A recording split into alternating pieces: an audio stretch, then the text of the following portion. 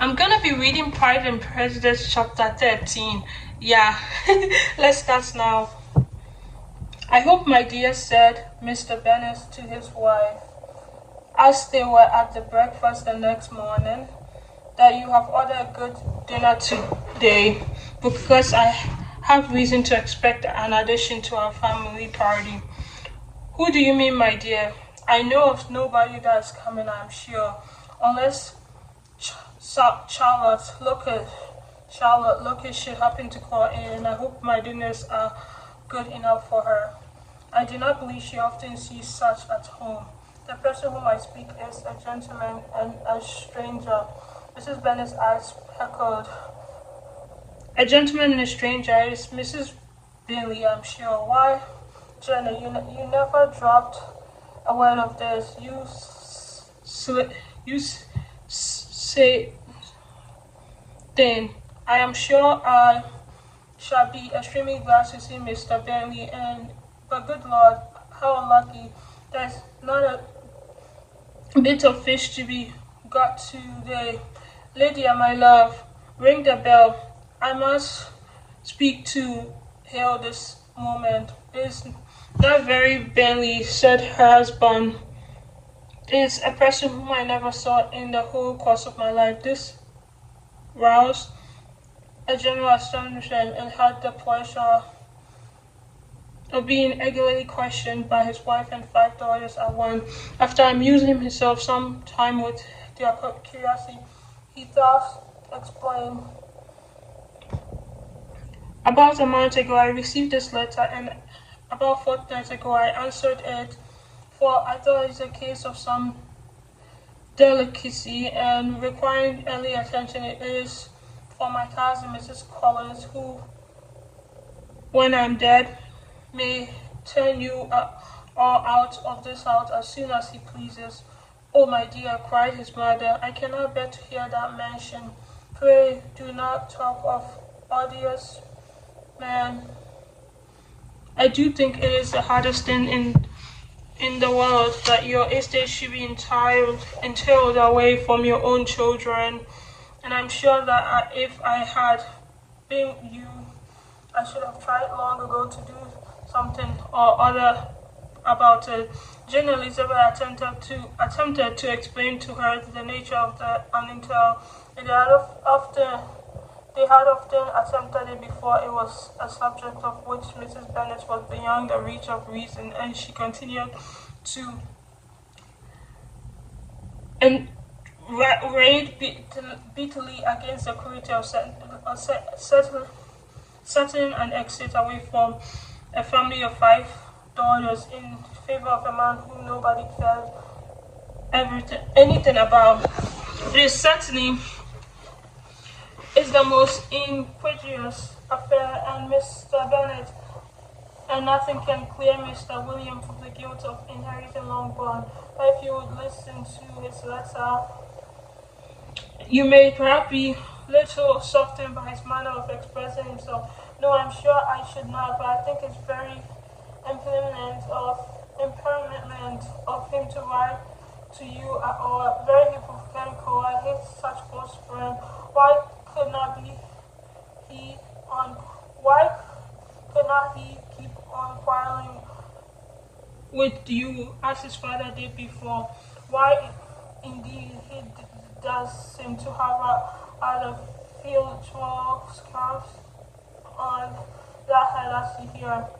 Henceforth near West Ham, Kent, 15 October. Dear sir, that the disagreement of subsisting between yourself and my late honest father always gave me such uneasiness, and since I have had the fortune to lose him, I have frequently wished to heal the bridge, and for some time I kept back by my own doubt, fearing that it will happen. This was disrespectful to his memory for me to be on good terms with anyone with whom it had always pleased him to be at variance.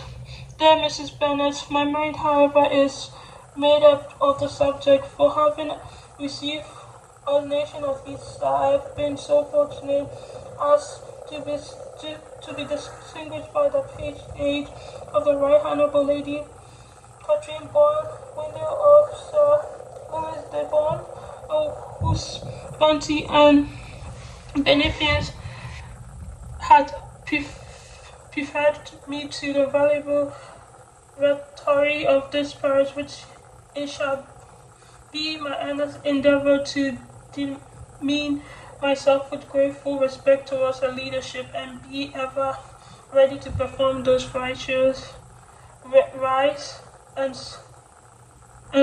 ceremonies which are instituted by the Church of London. As a chairman, however, I feel it is my duty to promote and establish the blessing of peace in all family within the reach of my influence, and on all these grounds, I flatter myself that my present overturns of goodwill are highly commendable, which the circumstances of my being in the entire of Longbourn Estate would be kindly overlooked on my side, and not to lead to reject offered at Olive Bridge. I cannot be otherwise than concerned at being the means of injuring your immediate daughter, and beg to leave apology for it, as well as to assure of my readiness to make them every possible amends, and this hereafter. If I'm reading it fast because like my phone battery is gonna possibly amend if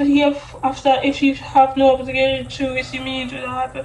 I've put myself to succeed waiting you Monday, November 18th by 4 o'clock, and shall possibly pass on your hospitality till the Saturday C9, following which I can do without any inconvenience, as Lady Catherine is as far from objecting to any occasion absent on a Sunday, provided the sum of other treatment to the duty of the day. I remain, dear sir, with respectful compliments to your ladies and daughters, your well-wisher and friend, Williams Collins. At 4 o'clock, therefore, we may expect this peacemaking gentleman, said Mr. Bennet, as he folded up the letter. He seemed to be the most conscientious and polite young man. Upon my word, I doubt not will prove a valuable coincidence come to us again. There's some sense in what he says about the girls, however. If he's deposed to make them any amends, I shall be the person to discourage him, though it's difficult, Sergeant, to guess in what he can mean to make us the astonishment he thinks are due. The wish is certainly to his credit. Elizabeth was chiefly struck with his extraordinary defiance for Lady Catherine, and his kind intention of Christian marrying him, bearing his parishioners, however it would require. It would be an oddity, I think, said she. I cannot make him out. There's something very pompous in his tale, and what can he mean by apologizing for being the next in the entail? We cannot suppose he would help if he could, but can he be a sensible man, sir? No, my dear, I think not. I have great hope of finding him quite the reverse. There's a mixture of servility and self-importance in the letter, which promises well. I am impatient to see him. In the point of composition, said Mary, his letter does not seem defensive. The idea of the Olive blanks perhaps is not morally new, yet I think it's well impressed. To Catherine and Lydia, neither the letter nor its writer were in any degree interested. It was next impossible that their cousin would come in Scarlet's coat, and it's now some weeks since they had received pleasure from the society of a man in any other color. As for the mother, Mrs. Collins' letter had done much of her ill will.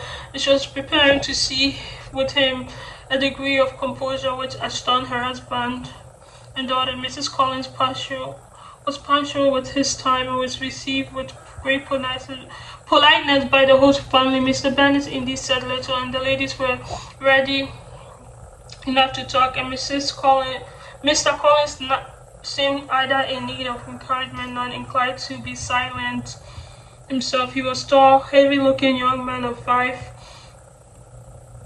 and 20. His air was grave and stately, and his manners were very formal.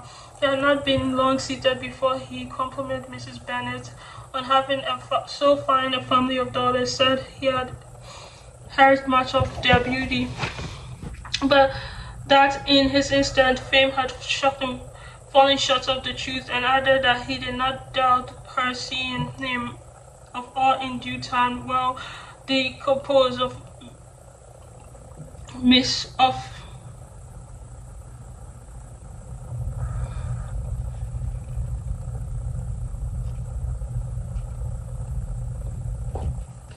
the purpose of in marrying this guarantee was not much in taste of her hearers, and Mrs. Bennet was quiet with no compliments, answered most readily.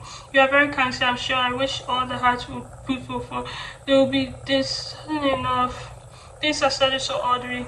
You allude perhaps to entire to this estate. Ah, sir, I do indeed. It's greater to affair of my poor girl. You must confess not that I mean to find the fault with you. For such thing I know are all chances in the world. There's no knowing how much you go when once they come to entail. I'm very sensible man of the hardship of my fair cousin. I cannot say much on the subject, but courageous, appearing forward and please. But I assure the young ladies that I come to prefer and admire them.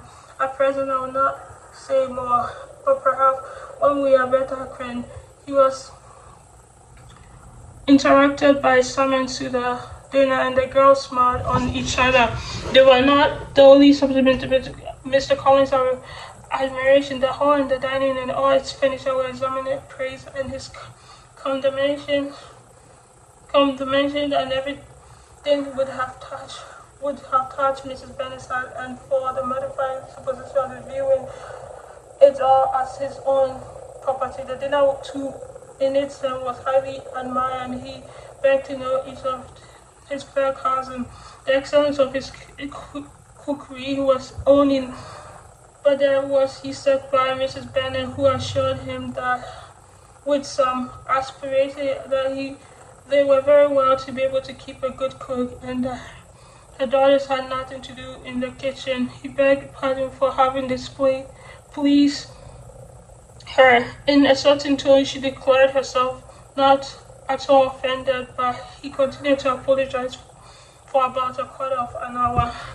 I have to end this because like my phone storage is so low, and that's why I've been picking it so fast so that it wouldn't stop recording on me. But this is it. I'm gonna try to pay my phone storage so that I'll be able to record without worrying about it. And then but today I did well. I recorded it on my laptop first, and it didn't go through because I don't have storage, and I did it on my phone. So now I have to end it, else it's gonna end it and it's not gonna save it. But I'm gonna come back tomorrow and read the next chapter, and I'm proud of myself. I am. Yeah.